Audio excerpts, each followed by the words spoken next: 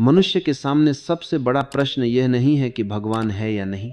सबसे बड़ा प्रश्न यह भी नहीं है कि स्वर्ग है या नरक। सबसे बड़ा प्रश्न है, मैं कौन हूं? तुमने कभी सोचा है कि हम सारी जिंदगी अपने बारे में ही गलतफहमियों में जीते रहते हैं? बचपन से हमें बताया गया, तुम्हारा नाम यही है, तुम्हारे माता पिता ये हैं, तुम्हारा धर्म यह है, तुम्हारा देश यह है। लेकिन क्या नाम ही तुम्हारी पहचान है? नाम तो बदला जा सकता है। क्या धर्म ही तुम्हारी पहचान है? धर्म तो परिस्थितियों से तय हो जाता है। अगर तुम भारत में पैदा हुए तो हिंदू, पाकिस्तान में हुए तो मुसलमान, यूरोप में हुए तो ईसाई। तो क्या आत्मा भी सीमा और धर्म के हिसाब से बदल जाती है? नहीं, आत्मा तो वही रहती है। देखो, दुनिया भर के मंदिर, मस्जिद, चर्च, गिरजाघर सब इसी एक प्रश्न के चारों ओर खड़े किए गए हैं। लोग प्रार्थना कर रहे हैं, साधना कर रहे हैं, उपवास कर रहे हैं, लेकिन भीतर यह प्रश्न छुपा हुआ है, मैं कौन हूं? अब सोचो, तुम खुद को शरीर समझते हो, लेकिन शरीर हर पल बदल रहा है। जिसे तुम बचपन में शरीर कहते थे वह अब कहीं नहीं है। जवानी का शरीर और है, बुढ़ापे का शरीर और हो जाता है। फिर भी तुम कहते हो मैं वही हूं। तो यह मैं शरीर नहीं हो सकता। तुम कह सकते हो मैं मन हूं, लेकिन मन भी स्थिर कहां है? सुबह हंसते हो, शाम को रोते हो, कभी क्रोध आता है, कभी प्रेम उमड़ता है। मन तो पागल बंदर की तरह एक डाल से दूसरी डाल पर कूदता रहता है। तो अगर तुम मन हो तो तुम्हें भी हर पल बदल जाना चाहिए, लेकिन भीतर कुछ है जो वही रहता है। यही सवाल खड़ा करता है, तो तुम हो कौन? यह सवाल ही तुम्हें भीतर की यात्रा पर ले जाता है, और यही खोज धीरे धीरे तुम्हें चेतना तक पहुंचा देती है। चेतना वह जो हमेशा है, वह जो न बचपन में बदलती है, न जवानी में, न बुढ़ापे में। वह जो हर सुख दुख, हर उतरा आर चढ़ाव के बीच साक्षी बनी रहती है। वही आत्मा है। जब तक आदमी खुद को केवल शरीर मानता है, तब तक उसकी पूरी जिंदगी मृत्यु के डर से घिरी रहती है। सोचो, शरीर नाजुक है, एक छोटी सी बीमारी, एक छोटा सा हादसा और सब खत्म।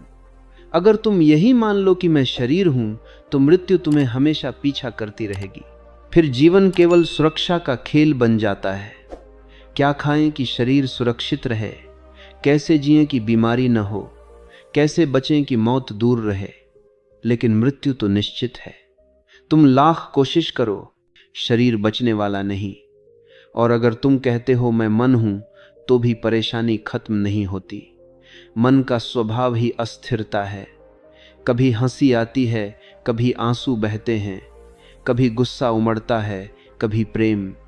मन हमेशा बदलता रहता है, जैसे आसमान में बादल आते जाते। अगर तुम मन को मैं मानते हो, तो तुम्हारी पहचान भी बदलती रहेगी।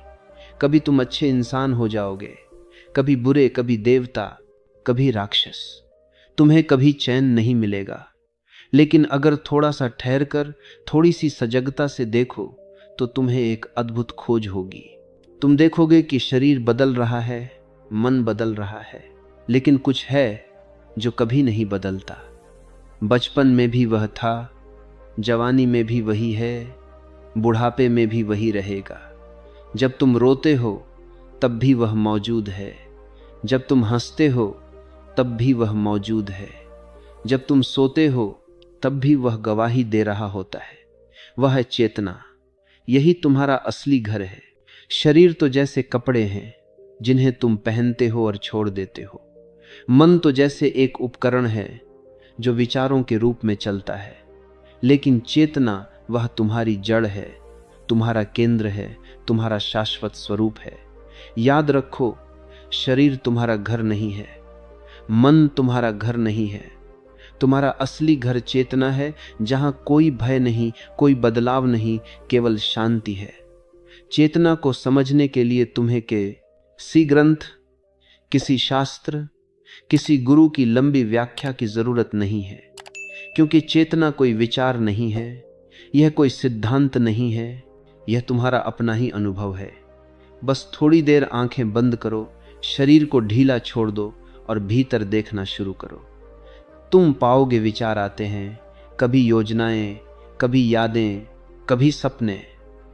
फिर वे विचार चले भी जाते हैं, वे स्थायी नहीं हैं।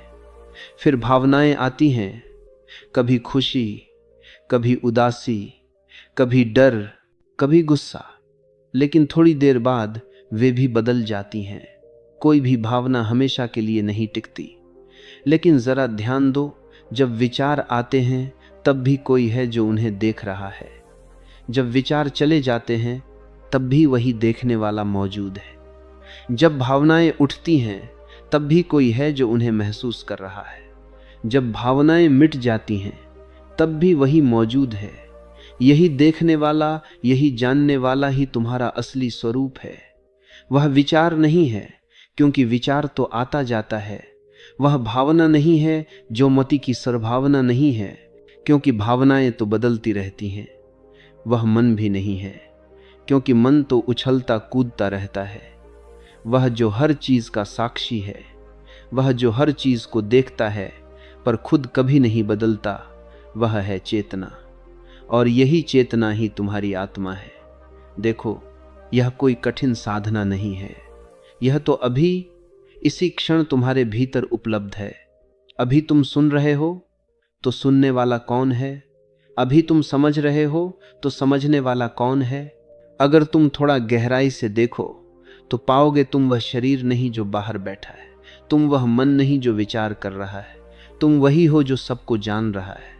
यह जानने वाला न कभी पैदा होता है न मरता है, वह शाश्वत है, अमर है।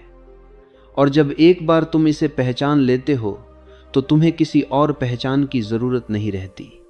तुम्हारा नाम, तुम्हारा धर्म, तुम्हारा समाज, तुम्हारी सफलता सब झूठी पहचाने हैं।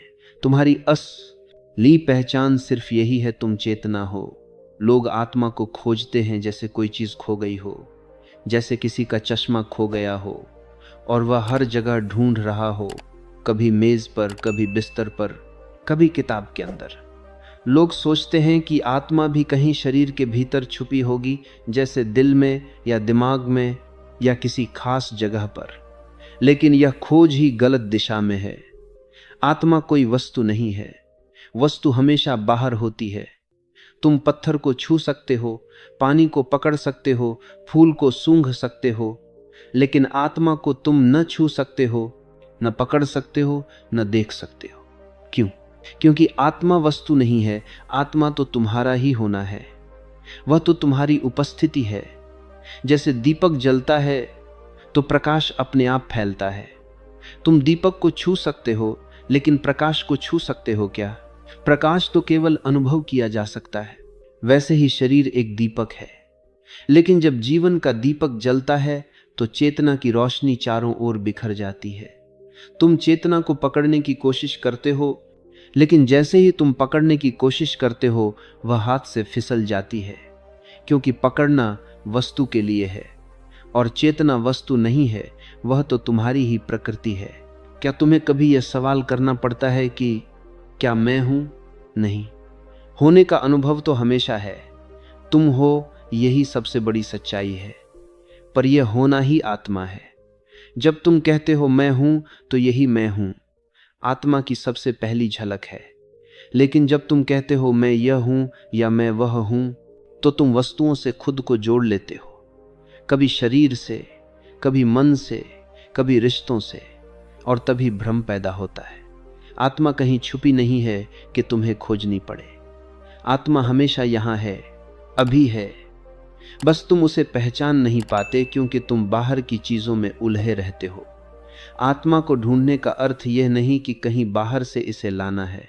इस आत्मा को ढूंढने का अर्थ है अपनी आंखों से बाहर की धूल हटाना, अपने भीतर की सजगता को जगाना।